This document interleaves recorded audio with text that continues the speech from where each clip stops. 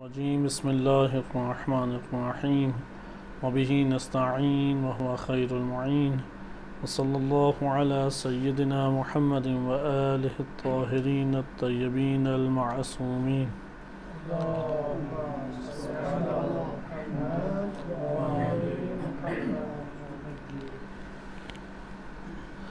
سیاست امام علی علیہ السلام از نہج البلاغہ ہمارا موضوع چل رہا تھا۔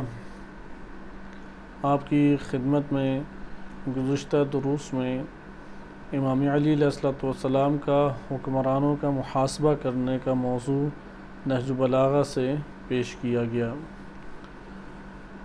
آج ہم نہج البلاغہ کے سیاسی تناظر میں دوسرے مرحلے میں داخل ہو رہے ہیں، اور اس مرحلے کا عنوان ہے کہ امام علی علیہ السلام کے دور کے ریاستی مسائل۔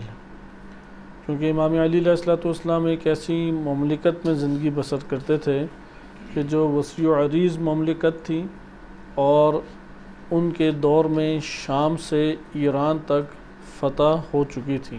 تقریباً آدھی سے اوپر یہ دنیا بنتی ہے۔ اس وقت دنیا جتنی کشف تھی اس میں افریقہ اور یورپ کا کچھ حصہ ہی باقی رہ جاتا ہے، اور ادھر سے ہند اور چین کا کچھ حصہ رہ جاتا ہے۔ وَإِلَّا شام جو کہ پہلے روم کے ماتحت ہوا کرتا تھا، اور اسی طریقے سے مصر جو کہ آغاز ہے افریقہ کا، اور ایران، یہ بڑے علاقے ہیں۔ یہ پہلے تین خلفاء کے دور میں فتح ہو گئے، اور امام علی علیہ السلام کے پاس یہ ایک وسیع اراضی مملکت کی صورت میں آئی۔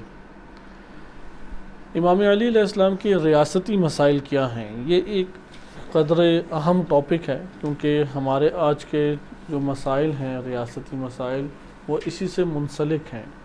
ہم بھی ایک ملک میں مثلا زندگی بسر کرتے ہیں، یا ہر اسلامی ملک کو آپ دیکھ سکتے ہیں۔ اس ملک کے حالات اور لوگوں کو اگر آپ پیش نظر دیکھیں، پیش نظر رکھیں، تو امام علی علیہ السلام کے دور کے بھی مسائل ملتے جلتے ہی ہیں۔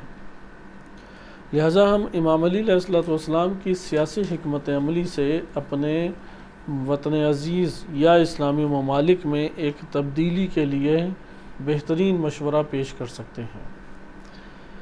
امام علی علیہ السلام کے دور میں اور ریاست، جیسا کہ پہلے بھی بعض دروس میں گزر چکا ہے، وہ اس کے اندر کئی قسم کے مسائل پیدا ہو چکے تھے۔ میں ایک مختصر سی فہرست آپ کے سامنے لکھتا ہوں، اور پھر ہم انشاءاللہ تعالی اسے خاص انداز میں شروع کریں گے کہ ان مسائل کا اصل سبب کیا تھا، اور امام علی علیہ السلام نے کیا حل تجویز کیا۔ یعنی ہماری ساری کی ساری آئندہ دروس میں بھی، کیونکہ یہ بھی ایک قدر طولانی موضوع ہے، جیسا کہ سابقہ موضوع ہمارا حکمران اور ان کے محاسبہ تھا، اور اس میں ہم نے دیکھا کہ امام علی علیہ السلام نے جناب مالک اشتر سے ان کے ساتھ کیسا ربط اور تعلق رکھا، اور انہیں حاکم مصر کے اوپر بنایا، اور ایک طویل عہد نامہ لکھا، جسے آپ کہہ سکتے ہیں کہ حکومتی سیاسی دستورات کے اوپر اور طریقے سیاست کے اوپر مشتمل ایک مکتوب۔ یہ اس طرح کے مکتوب ہمیں پورے کے پورے ادیان میں، فقط دین اسلام نہیں، پورے کے پورے دنیا کے کسی بھی دین میں نظر نہیں آتا۔ اتنا جامع، اتنا عمیق اور بہترین، اور اتنا انسانیت کے اصولوں کے اوپر مبتنی اور مشتمل، کہ اس کا حصہ بار بار ہمارے پاس آتا رہے گا۔ اب جو کہ ہم مالک اشتر کو جو خط لکھا ہے، ہم وہ مکمل پڑھ چکے ہیں، اور اختتام آپ کے سامنے گزشتہ درس میں ہم نے ذکر کیا۔ اب اس کے کچھ نہ کچھ حصے انشاءاللہ آتے رہیں گے۔ آج ہمارا جو موضوع شروع ہو رہا ہے، اس موضوع کو پہلے سمجھنا ضروری ہے، کیونکہ پہلے والا بھی واضح تھا کہ ہم حکمرانوں سے کیسے محاسبہ کا مطالبہ کریں۔ مثلا ابھی پاکستان کے اندر اگر ہمیں پتہ لگ جائے فلاں خائن حکمران ہے، تو لوگوں کے جذبات مختلف ہوتے ہیں۔ وہ تو اپنے ہاتھوں سے اسے مار دینا چاہتے ہیں، وہ ایک آن کے لیے اسے اس کے منصب کے اوپر نہیں دیکھنا چاہتے، اور بعض ہیں کہ وہ اپنے مفادات کی خاطر اس کی طرفداری کریں گے، اسے ووٹ دیں گے، اس کی حمایت کریں گے۔ یہ چلتے ہیں، یہ اس دور میں بھی یہ چیزیں موجود تھیں۔ امام علی علیہ السلام کے دور میں بھی بعینہ ہی یہ والے امور موجود تھے۔ لہٰذا امام علی علیہ السلام کے حکمرانوں کا جو ہم نے محاسبہ پڑھا، اس میں طرز تفکر امام کا ہمارے سامنے آ گیا کہ امام علیہ السلام کس نوعیت کا حکمران، کس نوعیت کا منصبدار اور کس نوعیت کا اقتدار میں آنے والا شخص چاہتے تھے کہ اس صفات کا بندہ آئے۔ اسی طریقے سے آج ہمارا جو موضوع ہے وہ موضوع یہ ہے کہ امام علی علیہ السلام کے دور میں کیا مسائل تھے، ریاستی مسائل کیا تھے، ملکی مسائل کیا تھے۔ مثلا آج آپ ہم سے پوچھیں گے پاکستان کے کیا مسائل ہیں، ہم فوراً بعض نام فوراً لے لیں گے۔ مثلا ایک بڑا نام ہے مہنگائی بہت زیادہ ہے، لوگوں کی قوت سے باہر ہے، قوت خرید سے باہر قیمتیں ہو چکی ہیں، اتنی زیادہ قیمتیں ہیں کہ لوگ اصلاً خریداری نہیں کر سکتے۔ ایک اور پاکستان کا بڑا مسئلہ یہ ہے کہ ضرورت زندگی حکومت فراہم نہیں کرتی اپنی عوام کو، یعنی کوئی خاص گورنمنٹ کی طرف سے پاکستانی قوم کے لیے کوئی نہ منصوبہ ہے اور نہ ان کے لیے رفاہ عامہ کے اعتبار سے کوئی پروجیکٹ چل رہا ہے۔ نمبر 3 پاکستان کے اندر تعلیمی مسائل ہیں۔ نمبر 4 پاکستان میں امنیت کے مسائل ہیں۔ نمبر 5 پاکستان میں فکری مسائل ہیں، فحاشی بڑھتی چلی جا رہی ہے، انحراف بڑھتا چلا جا رہا ہے۔ اس طرح کہ آپ نے دیکھا کہ یہ ہمارے پاکستان کے مسائل میں سے ہیں۔ لا قانونیت بہت زیادہ ہو چکی ہے، جتنے بھی انصاف کے نعرے لگا کے کوئی آ جائے وہ بالآخر سابقہ ظالم جابر اور مجرم حکمرانوں میں سے کسی کو بھی کوئی سزا، واقعی سزا نہیں دلوا سکا۔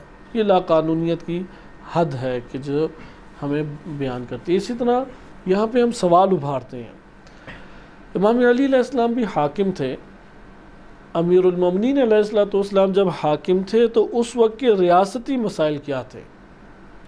اس سے آپ کو سنن تاریخ و سنن الہی کے موضوع کی بھی اہمیت پتہ لگ جائے گی، کیونکہ ایک امیر المومنین علیہ السلام کا تصور ہے حقیقی اور ایک تصور ہے خیالی۔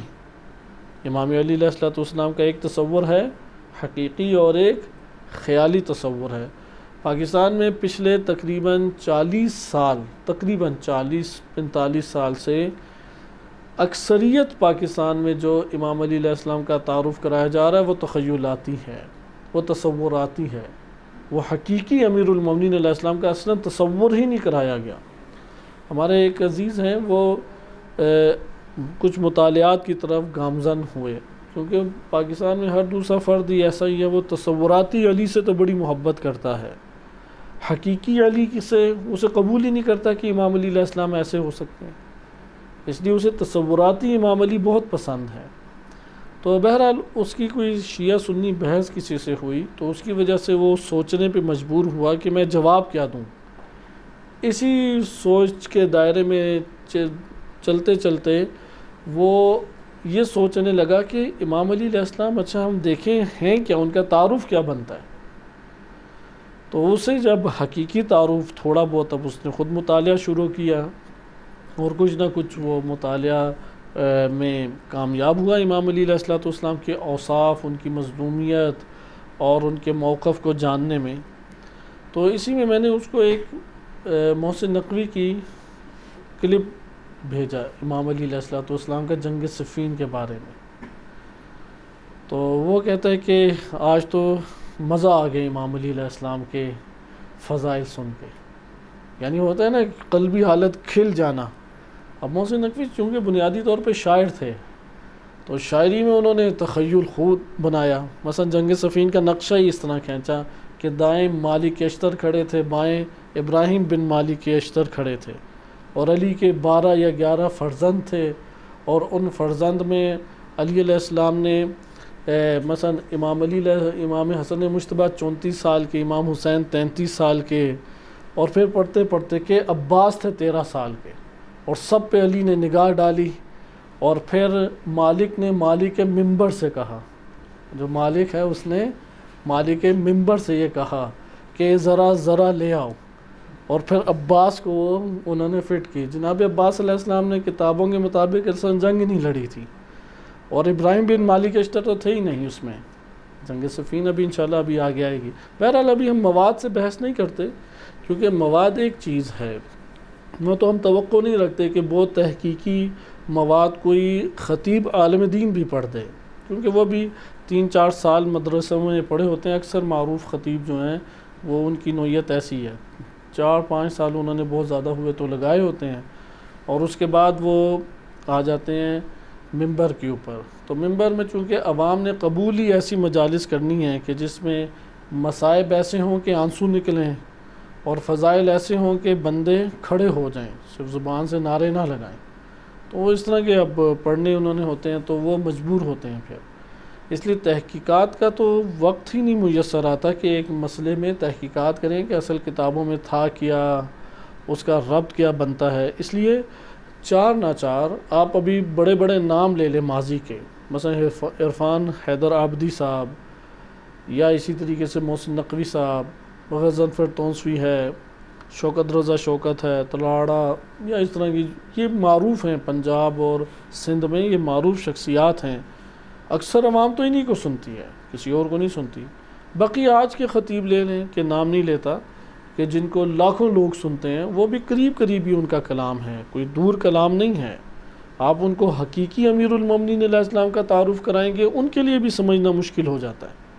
ان کو وہی بعض چٹکلے انہوں نے بیان کرنے ہیں جس میں خلفائے ثلاثہ کے اوپر کوئی تبرہ ہو جائے، اور بعض جو ہیں انہوں نے مصائب کی نوعیتیں بیان کر کے، اور لاکھوں لوگ سنیں گے۔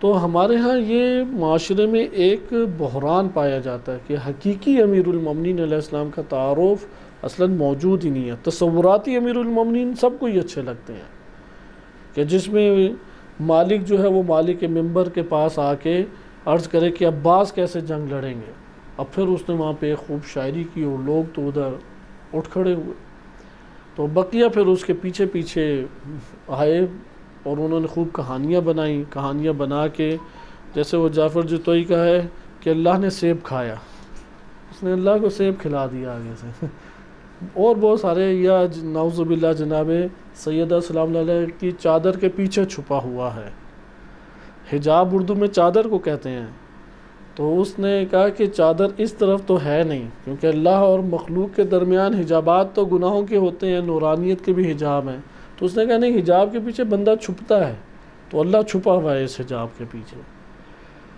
یہ ہے تخیلاتی، اس تخیلاتی تصور کے اوپر اب پھر وہ اپنے ہی پھر ایک امیر المومنین بلاتے ہیں، بناتے ہیں، اور اس کو جب تجزیہ تحلیل آپ کریں تو تجزیہ تحلیل کی صورت میں پھر قبول کرنا مشکل ہو جاتا ہے۔ لہٰذا یہاں پہ ہم جو ابھی گفتگو پڑھیں گے اس میں سب سے پہلے حقیقی امیر المومنین علیہ السلام کا تصور جاننے کی کوشش کرنی چاہیے۔ یہاں پہ ایک سوال پیدا ہوگا کہ ہمارے پاس کیا طریقہ کار ہے کہ ہم امام علی علیہ السلام کی حقیقی معرفت حاصل کرنے کی کوشش کریں۔ کما حقہ ہو تو بلا شک و شبہ حاصل نہیں ہو سکتی، وہ ولایت کے ایک عظیم مرتبے کے اوپر فائز ہیں کہ آپ 100% کا تو کوئی دعویٰ نہیں کر سکتا، لیکن بلا شک و شبہ تمام انبیاء علیہ السلام و تمام ائمہ علیہ السلام کی اجتماعی، انفرادی، سیاسی زندگی کی معرفت حاصل کی جا سکتی ہے، اجتماعی، انفرادی، سیاسی موقف کی معرفت حاصل کی جا سکتی ہے، ان کی سیرت کی معرفت حاصل کی جا سکتی ہے، ان کی ظاہر عمل کی معرفت حاصل کی جا سکتی ہے، اور اس کے پیچھے چلا جا سکتا ہے، اور یہی امت سے مطلوب بھی ہے، اس کے علاوہ مطلوب نہیں ہے۔ بقیہ تو مدارج کے ساتھ ساتھ شخصیات کے گوہر کھلتے ہی رہتے ہیں۔ لہٰذا امام علی علیہ السلام کے ہم جو ابھی مسئلہ پیش آ رہا ہے، اب ہمارے ہاں یہ تصور موجود ہے امام علی علیہ السلام اور حضرت عباس علیہ السلام ایک جنگ میں ہوں، تو کیسے ہو سکتا ہے کہ جنگ میں شکست کھا جائے لشکر علوی؟ یہ تو جنگ میں شکست ہی نہیں کھا سکتے۔ اب جب آپ آئیں گے اور جنگ صفین کا تجزیہ تحلیل کریں گے، وہ قبول ہی نہیں کرے گا، وہ کہے گا کہ یہ مولانا صاحب ابھی پڑھ کے نہیں آئے، انہیں پڑھ کے آنا چاہیے، یہ تھوڑا سا دقت کریں۔ وہ جو تخیلاتی صورت بنائے گا تو وہاں پہ اسے وہ باتیں سمجھ آنا شروع ہو جاتی ہیں، وہ کہتا ہے کہ ہاں یہ تصوراتی امام علی علیہ السلام ہمارے درست ہیں۔ بہرحال آپ خود اس کے اوپر غور کریں، یہ صرف اشارہ کرنا مقصود تھا کہ ہمارے ہاں جتنے نوحے بنے ہوئے ہیں اور اسی طریقے سے دیگر چیزیں ہیں، قصیدے ہیں، مرثیے ہیں، ان میں اسی طرح کی ایک تصوراتی دنیا آباد کی گئی ہے۔ اب جب تصوراتی دنیا بات ہو، اس کا نقصان کہاں پہ ہوتا ہے؟ عملی زندگی میں. عملی زندگی میں نقصان یہ ہوتا ہے کہ یہ ہستیاں قابل اطاعت و قابل پیروی نہیں رہتی. اصل مسئلہ یہاں پہ پیش آتا ہے. وہ اپنے جذبات محبت تو رکھتا ہے، وہ اپنے جذبات عقیدہ تو رکھتا ہے، لیکن وہ قابل اطاعت نہیں رہتا. یعنی وہ شخصیت کی اطاعت نہیں کرے گا، وہ شخصیت کے موقف اور فکر سے آشنا نہیں ہوگا، وہ موقف اختیار نہیں کرے گا جو سخت حالات میں امیر المومنین علیہ السلام نے موقف اختیار کیا. جیسا کہ انشاءاللہ ابھی آگے یہ بات آئے گی اور نہج البلاغہ کے ذیل میں ہی آئے گی. امیر المومنین علیہ السلام نے وحدت کی. اب وحدت کرتے ہوئے اس دور میں خلفاء کے ہمراہی کے طور پہ مشورے بھی دیے. اسی کے معاشرے کے اندر امیر المومنین علیہ السلام نے الگ سے نہ مسجد کھولی، نہ امام بارگاہ بنائی، بلکہ مسجد میں آنا جانا بھی جاری رکھا، لوگوں میں فیصلے بھی کراتے تھے. اب آپ جب وحدت کا درس دیتے ہیں تو وہ آگے سے جذباتی باتیں بعض خطیب کرتے ہیں. اچھا ہم قاتلان زہرا سلام اللہ علیہ کے ماننے والوں سے وحدت کر لیں، ہم فلاں سے وحدت کر لیں، جو ولایت ہی کو نہیں مانتا ہم ان لوگوں سے وحدت کر لیں. تو یہ وحدت وغیرہ کچھ نہیں ہوتی. وہ ہمارے اوپر بولتے رہے، وہ ہمیں مارتے رہیں، وہ ہم پہ لان تان کرتے رہیں، آپ وحدت کی باتیں کرتے ہیں. کیونکہ اس کے ذہن میں خیالی امیر المومنین علیہ السلام کی صورت، وہ حقیقی امیر المومنین کو نہیں مانتا. حقیقی امیر المومنین بھلا دیکھیں کہ نبی صلی اللہ علیہ وسلم کی رحلت کے بعد کیا امام علی علیہ السلام مدینہ سے چلے گئے؟ اب تصوراتی علی علیہ السلام کا چہرہ کیا بنایا گیا؟ وہ گھر سے ہی نہیں باہر کبھی نکلے تھے، وہ تو گھر میں ہی سب کچھ کرتے رہے. کب تک گھر سے باہر نہیں نکلے؟ وہ تقریباً 25 سال، 25-30 سال وہ گھر سے ہی نہیں باہر نکلے. اس لیے بالکل معاشرے سے کٹ کے رہے، جبکہ حقیقت بالکل ہی اس کے برعکس ہے. بالکل برعکس، معاشرے میں حاضر رہے، مساجد میں حاضر رہے، لوگوں کے درمیان رابطے میں رہے. تدبیر انہوں نے اگلے مرحلے کی امیر المومنین علیہ السلام نے کی. وہ تدبیر انشاءاللہ تعالی آپ کے خدمت میں ذکر بھی کی جائے گی. یہاں پہ یہ ضروری ہے کہ حقیقی علی علیہ السلام کا تعارف کرایا جائے. حقیقی علی علیہ السلام کا تعارف کرایا ہی تب جا سکتا ہے کہ جب ان کے اجتماعی، سیاسی، انفرادی موقف سے ہم خود واقف ہوں اور یہ موضوع لوگوں میں چھیڑیں، بیان کریں. لوگوں میں نہیں بیان کریں گے انہیں آشنائی نہیں ہوگی. آئیں اب ہم دیکھتے ہیں ریاستی مسائل. امیر المومنین علیہ السلام نے خلیفہ سوم کے قتل کے بعد مجبوراً حکومت سنبھالی. یہ مسئلہ دوبارہ انشاءاللہ آگے آئے گا، مجبوراً کیوں کہا جا رہا ہے. یعنی ابھی وہ حکومت نہیں سنبھالنا چاہ رہے تھے. نہج البلاغہ میں امام علیہ السلام واضح طور پہ فرماتے ہیں کہ مجھے ڈر تھا کہ کہیں میں مارا ہی نہ جاؤں، اور مجھے مجبوراً یہ حکومت، کیونکہ حکومت جس نے بھی سنبھالنی تھی اس کے ہاتھ میں حکومت رہنی نہیں تھی. یہ بات مسلمات میں سے.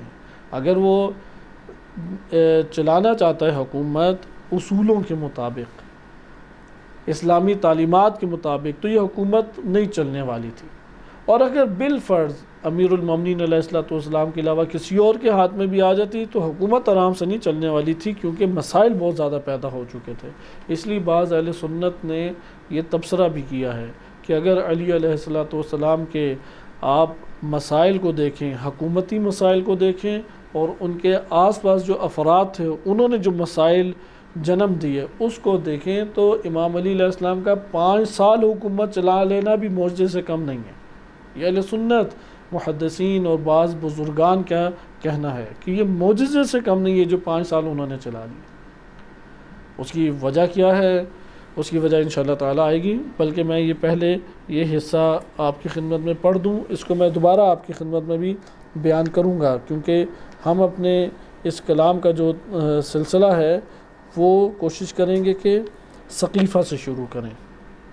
ثقیفہ کے بارے میں امام علی علیہ السلام کا موقف نہج البلاغہ میں وارد ہوا ہے، اور اسی طریقے سے جب امام علی علیہ السلام کو حکومت پیش کی گئی، کیونکہ ریاستی مسائل کا تعلق حضرت عثمان بن عفان کے دور حکومت سے بہت گہرا ہے، اور اس سے بھی پہلے کس سے ہے؟ پہلے 2 خلیفاؤں سے. انشاءاللہ ابھی ہم اس کو آگے دیکھتے ہیں کہ آپ پہلے اس مختصر سے خطبے کو امام کے پہلے سماعت فرمائیں۔ خطبہ نمبر 54 ہے، خطبہ نمبر 54۔ میں صرف ترجمہ آپ کے سامنے پڑھ دیتا ہوں، کیونکہ ابھی اس کا تجزیہ تحلیل مقصود نہیں ہے کہ اس کے کلمات پڑھ کے آپ کے سامنے بیان کیے جائیں۔ مفتی جعفر حسین رحمۃ اللہ علیہ کا یہ ترجمہ ہے، آپ دیکھیں۔ امام فرماتے ہیں کہ وہ اس طرح بے تحاشا میری طرف لپکے، یعنی ابھی خلیفہ سوم قتل ہو چکے ہیں، گہما گہمی افراد تفری پورے ملک میں چھائی ہوئی ہے۔ ابھی انشاءاللہ ہم یہ دونوں حصے پڑھیں گے، قتل کا وہ مرحلہ بھی پڑھیں گے اور قتل کے بعد امام علی علیہ السلام کا موقف کیا تھا، کیونکہ فتنوں کا آغاز یہاں سے ہوا۔ امام کے اصل جو جنگوں کا آغاز ہے اس کا بہانہ قتل خلیفہ سوم ہی بنا۔ اس لیے امام فرماتے ہیں کہ وہ اس طرح بے تحاشا میری طرف لپکے جس طرح پانی پینے کے دن وہ اونٹ ایک دوسرے پہ ٹوٹتے ہیں جنہیں ان کے ساربان نے پیروں کے بندھن کھول کے کھلا چھوڑ دیا ہو۔ ہوتے ہیں نا کہ اونٹوں کو چرانے والے، تو اونٹوں کو چرانے والے مثلا پیاسے اونٹ ہیں، اچانک پانی نظر آتا ہے تو اونٹوں کو باندھا جاتا ہے ٹانگوں سے تاکہ یہ پکڑنا اسے مشکل ہو جاتا ہے۔ تو اب پانی دیکھ کے یہ اونٹ بھی اپنے طور پہ جوش میں آ رہے ہیں، تو وہ ان کے پاؤں سے رسیاں کاٹ دیتے ہیں اور ان کے بندھن کھول دیتے ہیں۔ تو وہ سارے کے سارے پانی پہ کیسے لپکیں گے؟ ایک لپکے گا، مثلا ایک پانی پی رہا، دوسرا اونٹ اوپر چڑھا جا رہا ہے، تیسرا اس کو ایک ٹکر مار کے خود اپنا منہ گھسائے گا اور پانی پینے کی مثلا کوششیں کریں گے۔ تو امام فرماتے ہیں کہ میری طرف بھی ایسی صورت تھی، لوگ اس طرح سے لپک رہے تھے کہ جس کی کوئی حد نہیں۔ یہ صرف اس جگہ پہ بھی نہیں، آگے بھی بعض جگہوں پہ کلمات آئے۔ میں یہاں پہ آپ کے سامنے وہ والا حصہ پڑھ رہا ہوں کہ جس میں کیفیت، ہجوم کی کیفیت۔ ایک اور جگہ نہج البلاغہ میں امام کا فرمان ہے کہ میری طرف لوگ اس طرح ٹوٹ پڑے کہ بوڑھے جو ہیں وہ آہستہ آہستہ چلتے ہوئے اور جوان تیزی سے، یہاں تک کہ جوان خواتین باہر آ گئیں بیعت کرنے کے لیے۔ اس طرح سے لوگوں نے ہجوم میرے اوپر کر دیا۔ بہرحال ابھی خطبہ نمبر 54 میں آپ دیکھیں کہ امام نے تشبیہ دی ہے۔ اب یہ آج کے دور میں تو اونٹ نظر ہی نہیں آتے، بعضوں نے تو پوری زندگی نہیں دیکھے ہوتے کہ اونٹ ہوتا کیسا ہے سوائے تصویر کے۔ تو آپ خود کوئی ڈاکومنٹری دیکھیں کہ اونٹ کیسے پانی پیتا ہے اور پانی پیتا کتنا ہے۔ ایک ٹینکی تو پوری پی جاتا ہے آج کے دور میں جو گھروں میں لگی ہوتی ہے۔ تو بہرحال اونٹ کس طریقے سے تیزی سے پانی، پیاسا اونٹ پانی کے اوپر لپکتے ہیں، اس طرح لوگ میرے اوپر لپکے۔ یہاں تک کہ امام کا فرمان ہے کہ یہاں تک کہ مجھے یہ گمان ہونے لگا یا تو یہ مجھے مار ڈالیں گے یا میرے سامنے ان میں سے کوئی کسی کا خون کر دے گا، یعنی قتل کر دے گا۔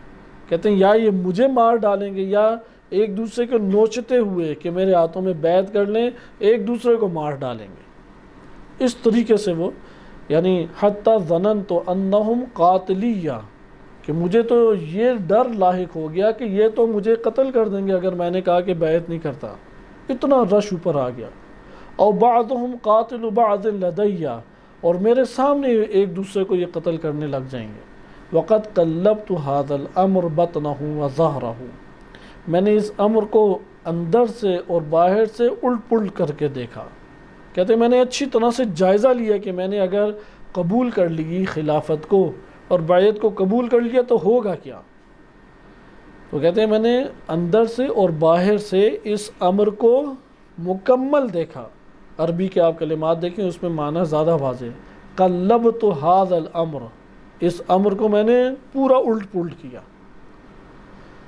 کس طرح سے کیا؟ بطنہ، اس کے اندر بھی جھانک کے دیکھا، باطن میں بھی، وظاہرہ، اور اس کے ظاہر کا بھی جائزہ لیا۔ ہوتا ہے نا کہ آپ کو کہتے ہیں کہ یہ منصب آپ لے لیں، آپ اپنے علاقے کے مثلا MNA بن جائے۔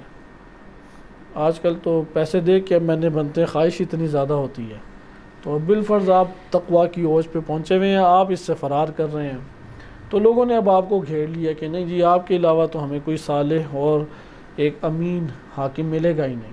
تو آپ اب آرام سے جائزہ لیتے ہیں کہ میں اگر MNA بن گیا، کیا لوگ میری بات مانیں گے؟ کیا یہ مسائل حل ہوں گے؟ پہلے والے جو مسائل خراب ہیں وہ کتنی نوعیت کے مسائل خراب ہو چکے ہیں، قبول اگر میں نے کر لیا تو میری کوئی جان بھی بچے گی یا نہیں؟ مال تو دور کی بات ہے، آئے پتہ لگا جان ہی نہیں میری رہی۔ تو امیر المومنین علیہ السلام فرماتے ہیں میں نے اس امر خلافت کو باطن سے بھی دیکھا اور ظاہر سے بھی دیکھا۔ پھر کیا مجھے نظر آیا؟ فرماتے ہیں کہ حتی منعنی النوم، کہ میں اس کو اس طریقے سے دیکھا کہ وما یعنی میں نے اس کو گویا کہ حتی منعنی النوم فما وجدتنی یسعنی الا قتالہم، اندر باہر سے خوب دیکھا تو مجھ کو سوائے جنگ کے علاوہ اور قتال کے علاوہ اور انکار کے علاوہ کچھ بھی نظر نہیں آیا۔ یعنی نیند جو ہے وہ میرے لیے کیا ہو گئی تھی، میرے اوپر ممنوع ایک قسم کی ہو گئی تھی، یعنی میں نے بڑا دقت کر کے اس کا جائزہ لیا اور بہت خوب الٹ پلٹ کر کے غور و فکر کر کے جائزہ لیا، تو مجھے جنگ کے علاوہ کوئی اور صورت نظر نہیں ہے۔ یعنی اگر میں نے اس خلافت کو لے لیا تو کیا شروع ہو جائے گا؟ جنگوں کا ایک بڑا سلسلہ شروع ہو جائے گا۔ پھر آگے فرماتے ہیں یا یہ کہ محمد صلی اللہ علیہ وسلم کے لائے ہوئے احکام سے میں انکار کر دوں۔ کہتے ہیں اب میری صورت یہ نظر آئی، صورت یہ بن گئی لوگوں کے اس ہجوم کی وجہ سے کہ مجھ کو ان دو میں سے ایک دوراہے پہ کھڑا کر دیا گیا، یا نبی اکرم صلی اللہ علیہ وسلم کے میں فرامین سے اور ان کی تعلیمات سے انکار کر دوں، یا یہ میں خلافت قبول کر لوں اور جنگوں کو مول لوں۔ یعنی اب آپ دیکھ رہے ہیں کہ امام علی علیہ السلام کو کیسے اس معاشرے نے گھیر لیا، دو میں سے ایک بات رہ گئی، یا نبی اکرم صلی اللہ علیہ وسلم کے احکام سے انکار کر دوں یعنی دین کو برباد ہونے دوں، یا یہ ہے کہ میں ان جنگوں کو مول لوں اور استقامت سے اس کا مقابلہ کروں۔ پھر آگے فرماتے ہیں لیکن آخرت کی سختیاں جھیلنے سے مجھے جنگ کی سختیاں جھیلنا آسان نظر آیا۔ اگر رسول صلی اللہ علیہ وسلم کے دین کو میں ترک کر دوں تو آخرت میرے لیے سخت ہے، تو آخرت کی سختیاں یہ ہے علی علیہ السلام کی معرفت۔ اگر کوئی معرفت علی رکھتا ہے، حقیقی علی علیہ السلام کی معرفت رکھتا ہے، وہ اپنی زندگی میں یہی فیصلے کرے گا، وہ کہے گا کہ دنیا کی سختیاں تو جھیل لوں گا، آخرت کی سختیاں کیسے جھیلوں؟ اس لیے امام نے فرمایا کہ آخرت کی سختیاں جھیلنے سے مجھے جنگ کی سختیاں جھیلنا سہل اور آسان نظر آ رہا ہے، اور آخرت کی تباہیوں سے دنیا کی ہلاکتیں میرے لیے زیادہ آسان ہے۔ آخرت کو تباہ کر بیٹھوں یہ سخت ہے، دنیا میرے سامنے تباہ ہو جائے یہ میرے لیے آسان ہے، آخرت کی نسبت آسان ہے۔ آپ نے ادھر ملاحظہ کیا کہ امیر المومنین علیہ السلام کے اوپر کس طرح سے لوگ لپکے۔ یہاں پہ ایک سوال ابھارا جاتا ہے، امام علی علیہ السلام نے اپنی رضامندی سے خلافت کو قبول کیا تھا یا مجبوری سے؟ کیونکہ یہ والا ہمارے تجزیہ تحلیل میں اس سوال کا جواب بہت اہمیت رکھتا ہے، اور یہ ہمارے بزرگ جو یہاں پہ تجزیہ تحلیل تاریخ کی کرتے ہیں وہ بھی اس سوال کو بار بار ابھارتے ہیں۔ آپ اس خطبے کو سن کے کیا نتیجہ نکالتے ہیں؟ کیونکہ ہمارے پاس سب علماء کے پاس بھی یہی بنیادی مواد ہے، نہج البلاغہ، احادیث اور قدیم تاریخی کتب، وہاں پہ جو مواد موجود ہے اسی سے ہم نے سمجھنے کی کوشش کرنی ہے۔ آپ نے یہ جو خطبہ سنا آپ کو کیا نظر آتا ہے؟ امیر المومنین علیہ السلام آیا مجبوراً انہوں نے خلافت کو قبول کیا یا اختیاراً؟ یعنی ان کو ایک گویا کہ ہم یہ کہہ لیں کہ خلافت قبول کرنے کے اوپر گھیر کے لے آئے اور ایک قسم کا پھنسا دیا، یا نہیں کہ انہوں نے اختیار سے خلافت کو قبول کیا؟ امام علی علیہ السلام کا نہج البلاغہ میں کئی جگہ سے پتہ لگتا ہے مجبوراً انہوں نے خلافت کو قبول کیا، یعنی وہ ظاہری طور پہ خلافت کو ابھی قبول نہیں کیا۔ ایسی بات نہیں ہے کہ وہ اپنا حق نہیں سمجھتے تھے، بعض اہل سنت یہاں پہ یہ اشتباہ کرتے ہیں، وہ یہ سمجھتے ہیں کہ وہ اپنا حق ہی نہیں سمجھتے تھے، حق سمجھتے ہوتے تو فوراً لینا لیتے، بلکہ وہ ملنی نہیں تھی، اگر وہ ابھی لیتے تو جیسے نہیں ملی، وہ 5 سال گویا کہ نہیں ملی۔ اس لیے نہج البلاغہ میں فرماتے بھی ہیں کہ اگر میرے قدم جم گئے، لو استوت قدمایا، اگر میرے قدم جم گئے ان پھسلنوں میں، یہ جو ابھی آئے روز ایک فتنہ کھڑا ہوا ہے، جم گئے تو میں یہ سب بدعتوں کو واپس اصل حکم کی طرف پلٹا دوں گا۔ 5 سال میں امام علی علیہ السلام تو جو پھیلی ہوئی بدعتیں تھیں انہیں نہیں واپس پلٹا سکے، کیونکہ قدم ہی نہیں جمنے دیے انہوں نے۔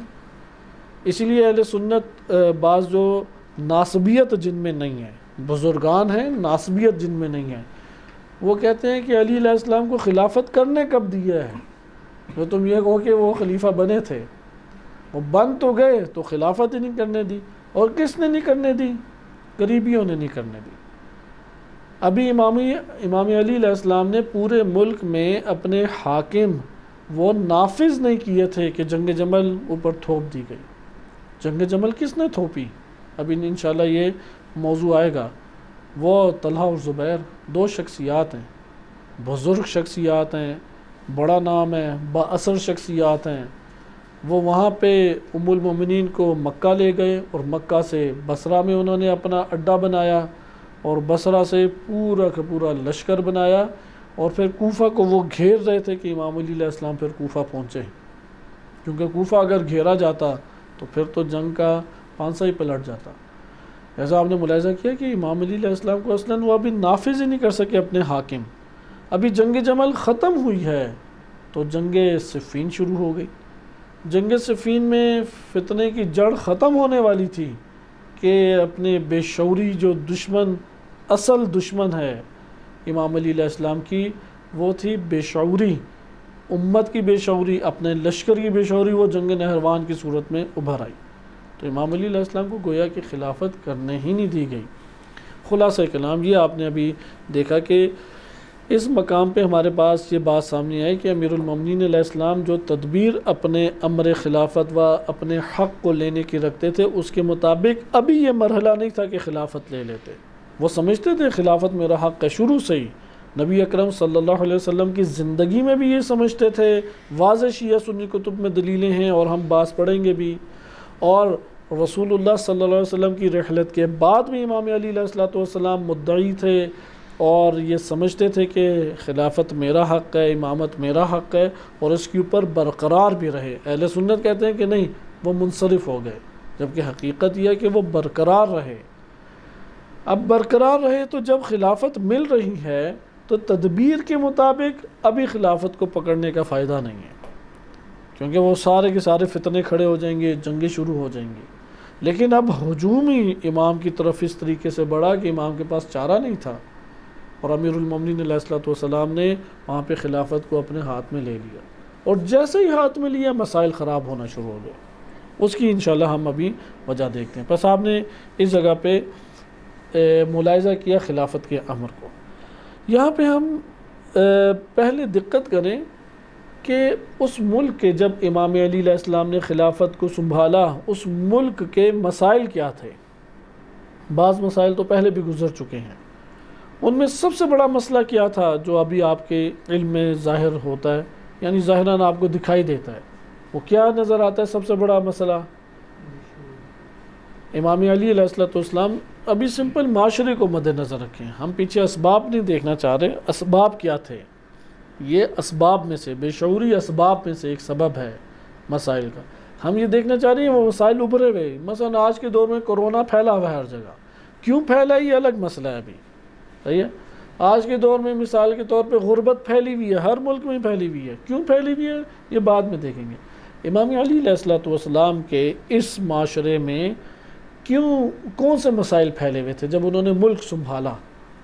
مثلا کیا آپ کو ظاہراً دکھائی دیتا ہے؟ اقتصادی مشکلات، لیکن اقتصادی مشکلات سے مراد کیا ہے، کیونکہ کئی نوعیت کی ہو سکتی ہیں۔ مثلا پہلی مشکل اقتصادی کرپشن، پہلی چیز ہے کرپشن۔ سب سے پہلی چیز ہے کہ خیانت پھیلی ہوئی تھی، کرپشن پھیلی ہوئی تھی، ہر دوسرا حاکم کرپٹ ہے اور اس کے نیچے اگلے بندے کرپٹ، لاقانونیت اس طور پہ پھر پھیلی ہوئی۔ بس پہلا مسئلہ ہو گیا کرپشن۔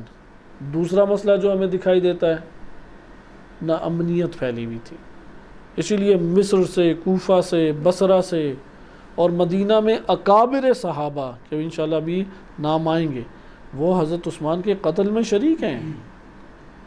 ایسا نہیں ہے کہ قاتلین کو اگر اس ٹائم پھانسی چڑھا دیا جاتا تو یہ کام بہت آسان تھا، کام آسان نہیں تھا. اسی لیے یہ جب باتیں مناظروں میں یہ والی چیزیں چلتی ہیں کہ ہم تو قاتلان امام حسین علیہ السلام پہ لعنت بھیجتے ہیں، تو کیا قاتلان حضرت عثمان پہ لعنت بھیج سکتے ہیں؟ وہ کہتے ہیں نہیں ان پہ لعنت نہیں بھیج سکتے، پھر تو بہت سارے بڑے بڑے صحابہ پہ لعنت بھیجنے پڑ جائے گی، کیونکہ صحابہ اس میں شریک تھے. جیسے عمر بن حمیق بہت بزرگ صحابی ہیں، وہ ادھر موجود تھے. محمد بن ابی بکر کے پیچھے ہٹ گئے. اسی طرح ابھارنے والوں میں جناب زبیر آگے تھے، جناب طلحہ آگے تھے. ام المومنین حضرت عائشہ، ان کا موقف منفی تھا، انتہائی منفی. عثمان بن عفان کے بارے میں انتہائی منفی تھا، بد تعریف تاریخ کتب میں آشکار وارد ہوا ہے، اس دور میں کیا کرتی تھی. اس لیے بڑے بڑے صحابہ کا نام آتا ہے جنہوں نے یہ ابھارا. لہذا دوسرا سبب بنا ناامنیت. تیسرا سبب تھا جسے کہتے ہیں کہ اسلامی تعلیمات کی اعلانیہ پامالی، جو ابھی تک اعلانیہ اس طریقے سے نہیں ہوئی تھی پامالی، جیسی خلیفہ سوم کے دور میں شروع ہو گئی. چوتھا سبب جو ہمیں ایک مسائل میں سے بڑا مسئلہ نظر آتا ہے وہ ہے لوٹ کھسوٹ. لوٹ کھسوٹ یعنی ڈاکے ڈالے جاتے تھے، مال لوٹ لیے جاتے تھے، زمینوں کو چھین لیا جاتا تھا، اپنی اراضی بنا لی جاتی تھی. پانچواں جو ایک اہم مسئلہ ہے جو اس دور میں تھا، قرابت داری. قرابت داری کی بنیاد کے اوپر حکومت دی جاتی تھی. ایک اہل سنت مصری ہیں، یا غالباً مصر کے نہ، بہرحال عرب ممالک میں سے ایک مؤلف ہے، اس نے کتاب لکھی ہے کہ اگر، یعنی میں صرف اس کا آپ کے سامنے مفہوم بیان کر دیتا ہوں کہ اگر عثمان بن عفان انہوں نے قرابت داری، یعنی ان کا یہ حاکم نافذ کرنا قرابت داری ہے، تو پھر امام علی علیہ السلام کا بھی حکام کو دیکھیں کہ قرابت داری کی بنیاد پہ انہوں نے حکام کو نافذ کیا ہے. مثلا عبداللہ ابن عباس، وہ ان کے کیا تھے؟ چچا زاد. اسی طریقے سے 3 بھائی مختلف علاقوں میں، عثمان بن حنیف، سہل بن حنیف، اور اسی طرح سے ان کے ایک اور بھائی ہیں، ان کو مختلف علاقوں کے اوپر انہوں نے نامزد کیا. تو اس طرح سے اس نے ایک شبہ ایجاد کرنا چاہا، جبکہ کوئی جوڑ بنتا ہی نہیں ہے. عبداللہ ابن عباس اہل سنت شیعہ دونوں کی نظر میں قابل قدر ہیں، اہل علم تھے، یہ صلاحیت رکھتے تھے. سہل بن حنیف اور عثمان بن حنیف صحابی ہیں، اپنے متقی اور پرہیزگاری میں معروف تھے. امام علی علیہ السلام نے امام حسن علیہ السلام کو کسی جگہ کا حاکم بنایا، امام حسین علیہ السلام کو، محمد ابن حنفیہ کو، یا اپنے دامادوں میں سے کسی داماد کو بنایا امام علی علیہ السلام نے؟ کسی کو بھی نہیں بنایا. یا اسی طریقے سے اپنے رضائی بھائی کو بنایا؟ نہیں بنایا. بنی ہاشم والوں میں سے کس کو بنایا؟ ایک فرد کا نام آتا ہے عبداللہ ابن عباس. عبداللہ ابن عباس کو قبیلے کی بنیاد پہ بنایا یا صلاحیت کی بنیاد کے اوپر بنایا؟ بات واضح ہے کہ امیر المومنین علیہ السلام کے آپ حاکموں میں دیکھیں بنی ہاشم سے ہیں ہی نہیں وہ. اگر ایک اس میں سے نظر آ جاتا ہے تو اس کے اوپر بھی اعتراض. جبکہ حضرت عثمان کی طرف آئیں، ولید بن عقبہ وہ صلاحیت رکھتا تھا جس نے شراب پی کے نمازیں پڑھائیں. جمعہ بدھ کے دن پڑھانا جاتا ہے، مسجد کوفہ میں شراب پی کے نماز پڑھائی، کہتا ہے اور پڑھا دوں میں، چند رکھتے ہیں. یعنی ذہنی اس کا معاف تھا. اگر وہ جماعت میں اس نے یہ والی حرکت نہ کی ہوتی تو وہ تو پکا رضی اللہ اور بہت اعلیٰ مقام کا تھا، کیونکہ اجتماعی طور پہ اس نے سب کے سامنے یہ حرکت کی. ویسے تو اسے صغار صحابہ اہل سنت لکھتے ہیں. یہ پاکستان میں ابھی مسئلہ چل رہا ہے کہ صحابہ کی عظمت کے نام سے وہ ان سب کو ہی مقدس بنانا چاہتے ہیں. جیسے وہ جنگ اخبار کے مین رنگین پیج پہ ہند بنت فلاں کے نام سے ایک مضمون چھپا، اور بہت طویل مضمون پورے اخبار کے اوپر. یہ ہند کون ہے؟ یہ کوئی غزوہ ہند نہیں، یا ملک ہند نہیں، یہ معاویہ ابن ابی سفیان کی ماں ہندہ، جس نے جناب حمزہ کا کلیجہ کھایا تھا، کیونکہ مجبوراً فتح مکہ میں ایمان لے آئی وہ. اب وہ صحابیہ ہے، اور مولانا صاحب نے بھی صحابیہ کر کے خوب اس کے اوپر مضمون لکھا. انہوں نے عدالت صحابہ کا ایک ٹائٹل بنا کے ہر اس طرح کے بندے کو بچانا چاہا ہے. جرائم بھی ذکر کرتے ہیں، پھر رضی اللہ، یا انجینئر صاحب کی طرح علیہ السلام و رضی اللہ و رحمۃ اللہ، جو ان کے منہ میں آتا ہے وہ پھر بولتے چلے جاتے ہیں اسی پر. جرائم بھی خوب ذکر کرتے ہیں. اگر وہ اتنے بڑے بڑے جرائم کے ساتھ رضی اللہ اور رحمۃ اللہ علیہ باقی رہ سکتے ہیں تو امت کے بقیہ افراد کا کیا قصور ہے؟ اللہ تعالیٰ عادل ہے یا نہیں؟ عدالت الہی سب کے لیے برابر ہے، یعنی اللہ تعالیٰ سب ہر دور میں ہی عادل ہے. ایسا نہیں ہے کہ ایک جرم جو ہے وہ نبی صلی اللہ علیہ وسلم کو جس نے دیکھ لیا، دیکھنے کے بعد اس نے اگر کیا تو نہیں، وہ پھر بھی اپنے مقام کے اوپر ہی بلند مقام پہ رہے گا. جیسے ولید بن عقبہ جیسے شخص کو انہوں نے حکومت دی، سعید بن عاص کہ اس کا پہلے بھی تذکرہ گزر چکا ہے اور دوبارہ آئے گا ابھی، اس کو انہوں نے کوفہ کا اس کے بعد حاکم بنا دیا. قاضی شریح اس کو انہوں نے بنایا حاکم. اسی طریقے سے مغیرہ بن شعبہ کہ جس کے واقعات آپ پہلے تفصیل سے پڑھ چکے ہیں کہ مغیرہ بن شعبہ کو یہ اہل سنت میں صحیح سنت روایات سے آیا کہ اس کے اوپر الزام لگا زنا کا، اور زنا میں 4 گواہ ضروری ہوتے ہیں، تو 4 گواہ پورا کرنے کے لیے انہوں نے فوراً اس کو پکڑا نہیں تھا، اس لیے اگلی رات انتظار کیا اور بندے لے کے آئے. یعنی جو معروف صحابی ابو بکرہ نام ہے ان کا، وہ آئے اور انہوں نے افراد کو بھی ساتھ پکڑا لیا اور سوراخ ایک بنایا اور اس میں انہوں نے دیکھا چاروں نے، تاکہ وہ عینی گواہی جا کے دے. اب جب مدینہ میں لے آئے، خلیفہ دوم کا دور تھا، آپ یہ سابقاً اس میں تفصیل سے پڑھ چکے. مغیرہ بن شعبہ پیچھے ہمارے ایک حاکم کے طور پہ بصرہ کے ذیل میں یہ گزر چکا ہے. تو وہاں پہ اب گواہوں کی باری آئی. پہلے گواہ نے گواہی دی کہ میں نے عینی شاہد ہوں. تو جب پہلے نے گواہی دی انہوں نے کہا ایسے عینی شاہد ہو کہ ایک عضو دوسرے عضو میں داخل تھا؟ اس نے کہا بالکل ایسا ہی تھا، کیونکہ ورنہ تو زنا کی گواہی پوری نہیں ہوتی. بقیہ صورتوں میں نہیں زنا کی گواہی پوری ہوتی. زنا کی گواہی ہوتی تب ہے کہ جب ایک عضو دوسرے عضو میں داخل ہو تو زنا ہے، وإلا زنا نہیں ہے. بقیہ اس کے اوپر حدود اور تعزیرات لگیں گی لیکن زنا ثابت نہیں ہوگا. اسی لیے وہ بعض ہیں شعراء بر صغیر کے، انہوں نے کہا یہ زنا کی پھر سزا نہیں ہے، یہ بے احتیاطی کی سزا ہے. یہ تو پھر کوئی بھی اتنا نہیں کھلے عام اس طرح سے کام کرتا. خلاصہ کلام، انہوں نے پھر دوسرا گواہ آیا، اس نے بھی کہا کہ بالکل ایسا ہی تھا. تیسرا گواہ آیا، اس نے بھی کہا کہ ایسا ہی تھا. پھر آیا زیاد بن ابی، کیونکہ یہ واقعہ زیاد بن ابی کے ذیل میں گزر چکا ہے. اگر آپ پچھلے دروس دوبارہ سے سماعت فرمائیں تو اس میں ذہبی کی کتابوں سے عبارت پڑھ کے سارا کا سارا واقعہ ذکر کیا گیا. اس نے کہا کہ حالت تو غیر تھی لیکن اس میں مجھے شک ہے، کیونکہ زیاد بن ابی داخل ہوا ہے تو نعرہ لگایا خلیفہ دوم نے اللہ اکبر، یعنی سب سے سچا گویا کہ اب آ گیا. حالانکہ زیاد بن ابی کے اوپر اہل سنت بھی ایک نو تبرہ کرتے ہیں، اتنے اس کے جرائم ہیں. مثلا یہ مولانا طارق جمیل کی سن لیں آپ واقعات جو انہوں نے تاریخ بیان کی، اس میں بھی زیاد بن ابی کو 4 سنائی ہیں، لیکن خلیفہ دوم کی نظر میں بہت اس کا ایک جلالت اور تقدس تھا. وہ آیا تو اس نے نعرہ لگایا، انہوں نے خلیفہ دوم نے نعرہ لگایا. اب وہ آیا تو اس نے کہا کہ اب چونکہ وہ کہہ دے کہ میں نے عینی شاہد ہوں تو پھر سزا قتل ہے. پھر تو مغیرہ، کیونکہ مغیرہ بن شعبہ پہلا شخص ہے جس نے امام علی علیہ السلام پہ گالم گلوچ کا دروازہ کھول دیا، اعلانیہ گالیاں دینا شروع کی، اور پھر رواج اس کو دیا، اور پھر اموی تابع رہا اور حکومتیں پھر اسے بعد میں ملی.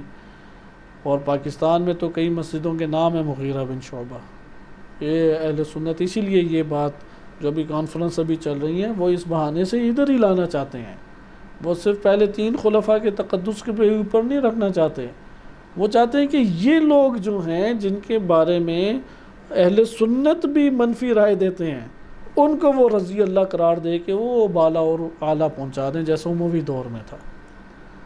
لہذا اب یہ مغیرہ بن شعبہ جب چوتھی گواہی کی باری آئی تو کہا کہ حالت تو بڑی غیر تھی، اور اس طرح سے میں نے دیکھا، لیکن یہ والی بات نہیں دیکھی، اس میں مجھے شک ہے، یعنی ایک اس دوسرے عضو میں داخل تھا، یہ نہیں۔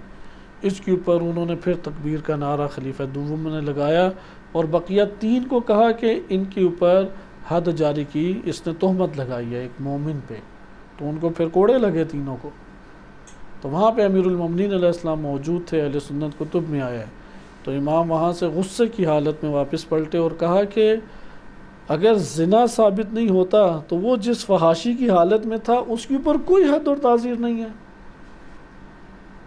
اس کے اوپر خلیفہ دوم کیونکہ کچھ بھی نہیں کہا، اسے چھوڑ دیا، ہٹا دیا، وہ ولایت سے، اس کی حاکمیت سے ہٹا دیا، چھوڑ دیا اسے۔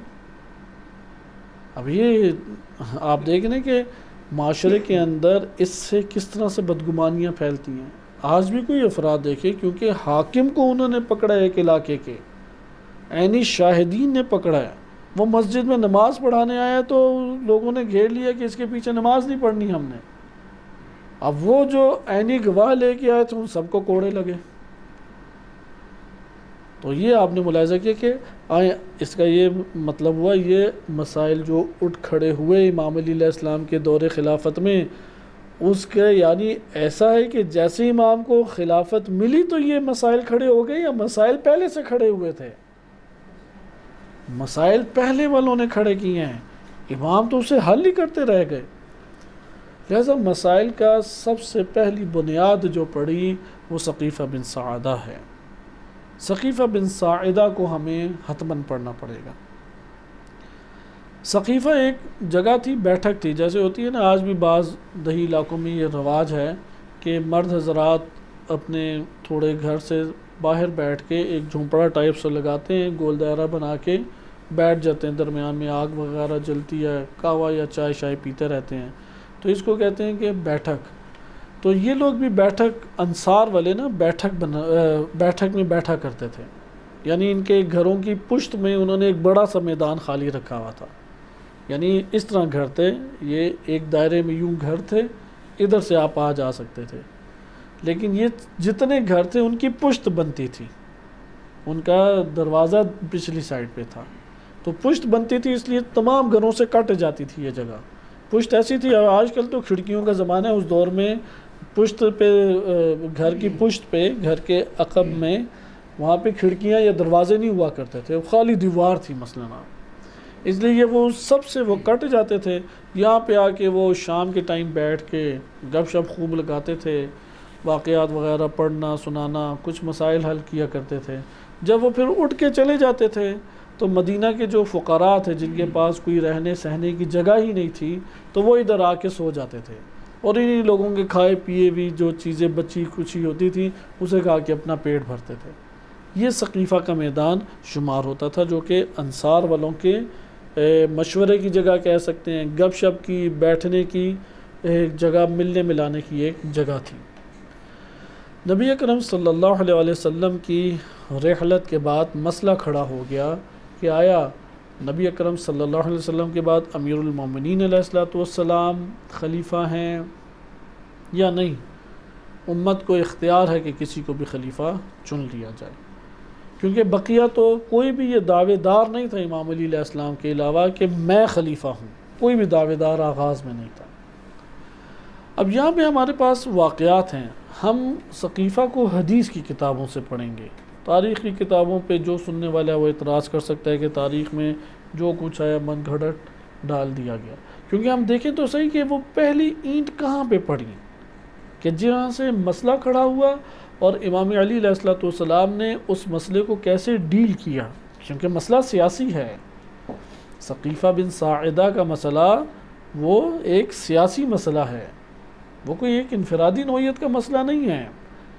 امام علی علیہ السلام پورے ملک کے حکمران ہیں، حکمران اعلیٰ ہیں، نبی اکرم صلی اللہ علیہ وسلم یعنی خلیفہ المسلمین، امام اللہ تعالیٰ کی طرف سے امام اور حجت، اور پوری کی پوری ریاست پر لازم ہے کہ ان کی اطاعت کریں۔ جیسے آج آ جاتا ہے کوئی وزیر اعظم ہمارے ملک میں، تو سارے کے سارے لوگوں کو اس کے جو بھی وہ آرڈر جاری کرے اسے ماننا پڑے گا یا نہیں؟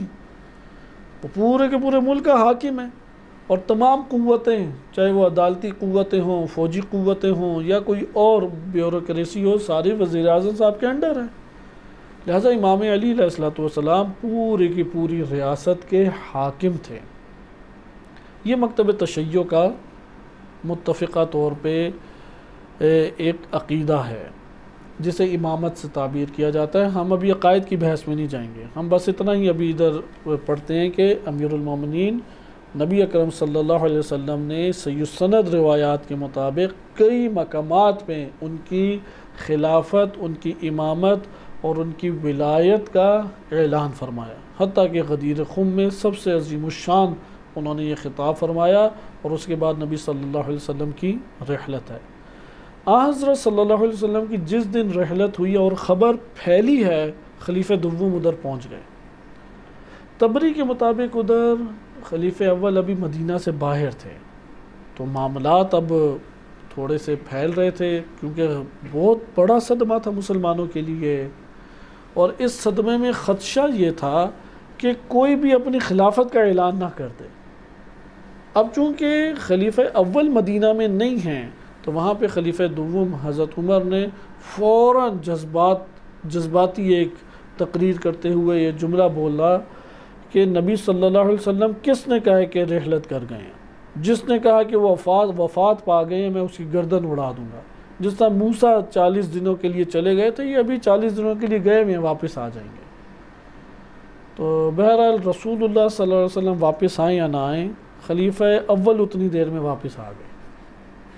وہ واپس آئے ہیں تو ان کا غم کم ہو گیا، خلیفہ دوم کا غم کافی کم ہو گیا، تو وہ وہاں سے چلے گئے۔ جا کے وہ خلیفہ ثقیفہ بن ساعدہ میں انہوں نے پہلی میٹنگ مقرر کی، اور اس کا موضوع تھا خلافت کے موضوع پر اسی دن پہلی میٹنگ ہوئی۔ اب یہاں پہ تبری میں آگے تھوڑا سا جائیں تو ادھر لکھا ہوا ہے کہ خلیفہ اول جو ہیں وہ آئے 3 دن کے بعد، یعنی خلیفہ اول 3 دن کے بعد آئے مدینہ میں، لیکن حدیث کی کتابیں اور دیگر ساری بتاتے ہیں کہ وہ فوراً ہی مدینہ میں آ گئے تھے، اور اسی دن جس دن نبی صلی اللہ علیہ وسلم کی رحلت ہوئی ہے، اسی دن وہ ثقیفہ بن ساعدہ چلے گئے۔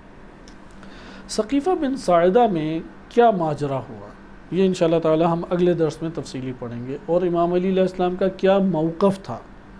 نبی اکرم صلی اللہ علیہ وسلم کے تمام تجہیز کفن و دفن میں 3 دن لگے، صرف 3 دن لگے۔ پیر والے دن ان کی رحلت ہوئی ہے، پیر کا دن لے لیں، منگل بدھ، یہ 3 دن نبی اکرم صلی اللہ علیہ وسلم کے لگے، کیونکہ لوگ آتے تھے جنازہ پڑھ کے، فرادہ جنازہ پڑھ کے چلے جاتے تھے۔ اب جب 3 دن کے بعد کیا ہوا، اعلان ہو گیا۔ سوال یہاں پہ، اعلان پہلے دن ہی خلافت کا ہو گیا، یا دوسرے دن ہوا، یا تیسرے دن ہوا، کہ انشاءاللہ یہ ہم نصوص کے ساتھ پڑھیں گے تاکہ ہمارے پاس دلیل ہو۔ سوال یہاں پہ امام علی علیہ السلام کا کیا موقف تھا، ابھی ہم کسی اور طرف نہیں جائیں کیونکہ ہم سیاست امام علی علیہ السلام پڑھ رہے ہیں۔ ثقیفہ بن ساعدہ میں ایک چھوٹے سے گروہ نے حضرت ابو بکر کی خلافت کا اعلان کر دیا۔ بڑا گروہ نہیں تھا، چند انصار کے تھے بندے اور چند مہاجرین تھے، اور وہاں پہ جو مہاجرین حاضر تھے انہی نے یعنی مرحلہ با مرحلہ خلیفہ بننا تھا۔ انشاءاللہ یہ بھی آگے آئے گا، بھی تبری میں بھی ذکر ہے، کیونکہ حضرت ابو بکر کے بعد حضرت عمر خلیفہ بنے۔ حضرت عمر کے بعد کس نے خلیفہ بننا تھا؟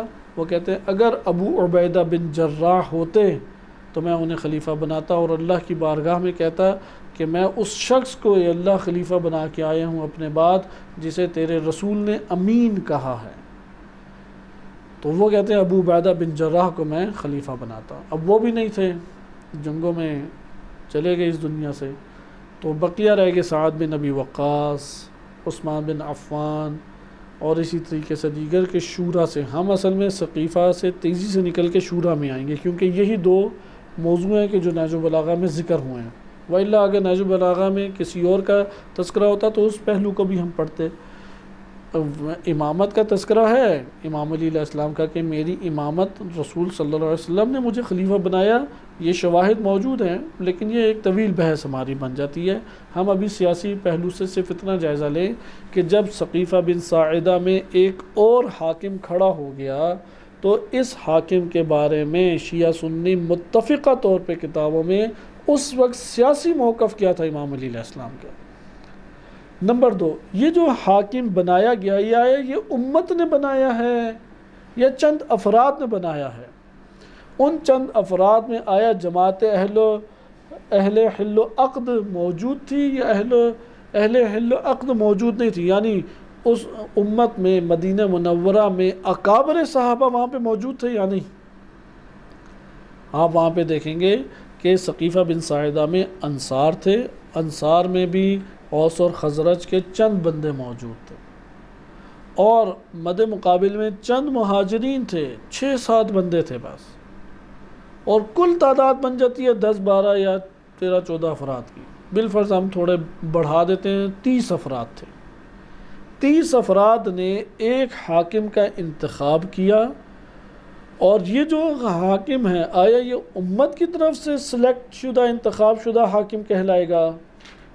یہ ایک بات، کیونکہ آج کے سیاست میں اہل سنت ڈیموکریسی کو تہ دل سے قبول کرتے ہیں۔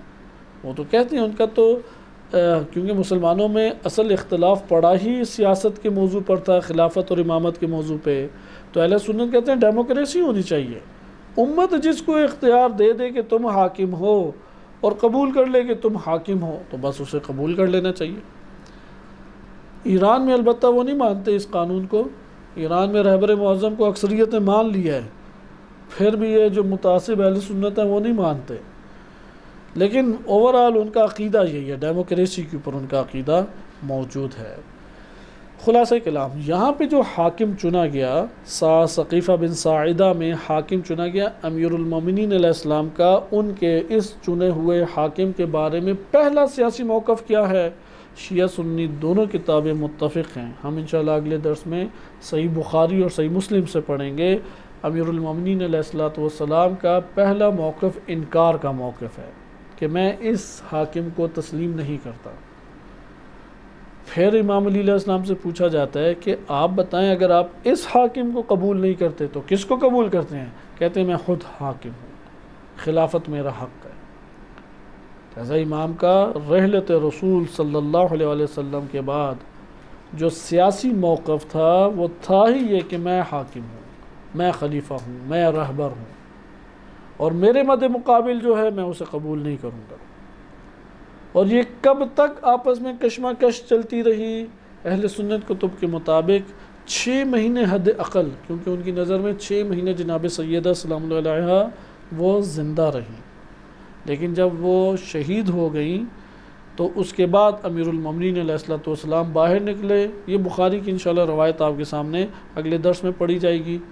تو جب جناب سیدہ سلام اللہ علیہا زندہ تھی، امیر المومنین علیہ السلام گزرتے ہوئے سلام کرتے تھے، لوگ جواب دے دیتے تھے، لیکن جب ان کی شہادت ہو گئی تو امام سلام کرتے، لوگ جواب بھی نہیں دیتے تھے، منہ ادھر پھیر لیتے تھے۔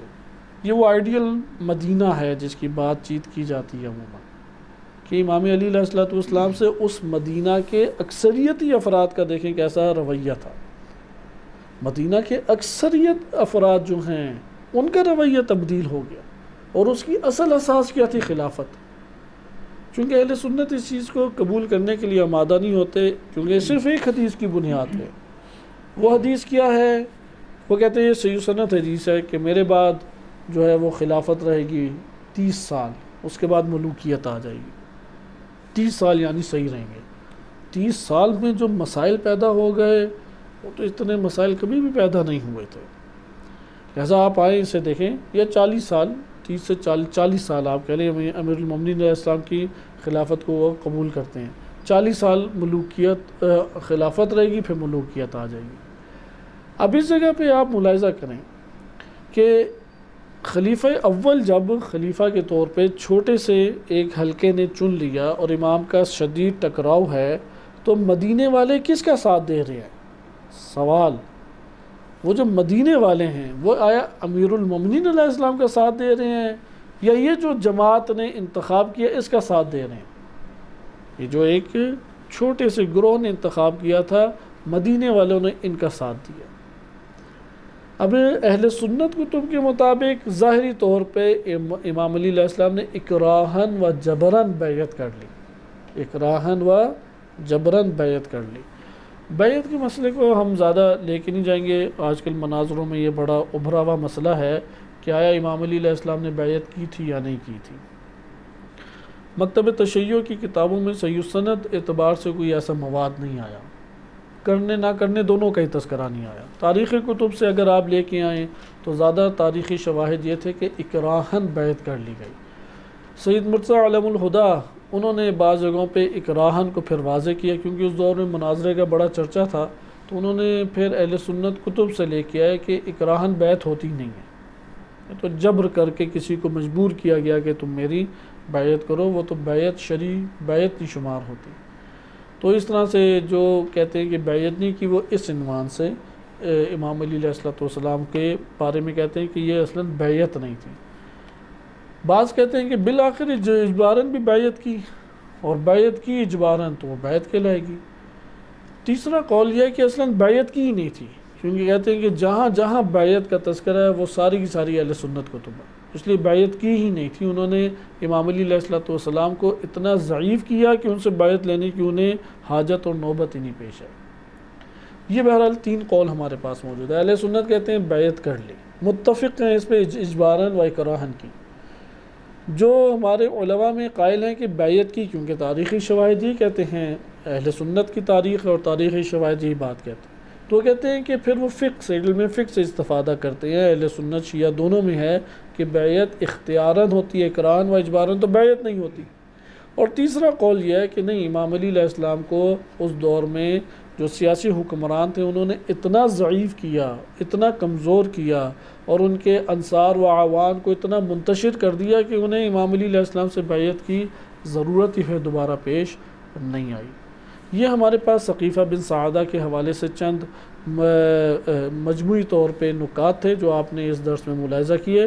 انشاءاللہ العزیز ہم اگلے درس میں یہ ملاحظہ کریں گے کہ ثقیفہ بن سعادہ میں کس طرح سے بنائے گئے اور اس کے اثرات کیا نکلے، کیونکہ ہمیں تو یہ دیکھنا ہے کہ ایک ریاست میں مسائل کیا سبب کیا نکل رہا ہے۔ مسائل کی فہرست تو آپ کے سامنے بیان کر دی، اس میں چند اور اضافہ ہوں گے، وہ بعد میں انشاءاللہ تعالی ہم پڑھیں گے، کیونکہ یہ وہ تھے جو امام علی علیہ السلام سے پہلے مسائل تھے۔ بعض ایسے مسائل ہیں جو امام علی علیہ السلام نے خلافت سنبھالی تو ایجاد ہو گئے، مثال کے طور پہ خوارج کا مسئلہ، جنگوں کا مسئلہ، یہ وہ مسائل ہیں جو امام علی علیہ السلام کی خلافت کے آنے سے ایجاد ہوئے، اس کو ہم انشاءاللہ آگے دیکھیں گے۔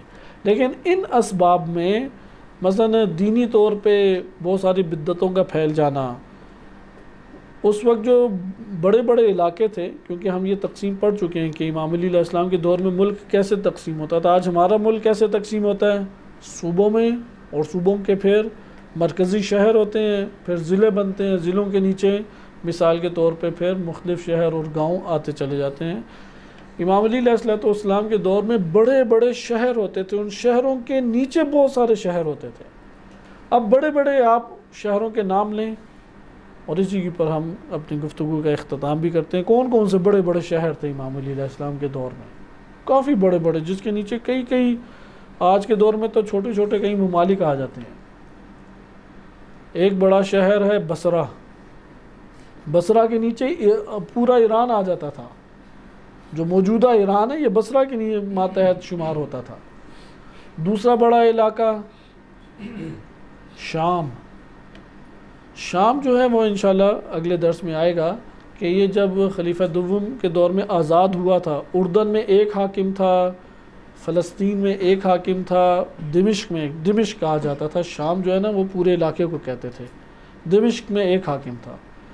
خلیفہ دوم کے بعد خلیفہ اول کے دور میں یہ سارے تھے۔ خلیفہ دوم نے وہ سارے کے سارے علاقے وہ معاویہ بن ابی سفیان کو دے دیے، اور خلیفہ سوم نے تو آس پاس کے دیگر علاقے بھی دے دیے۔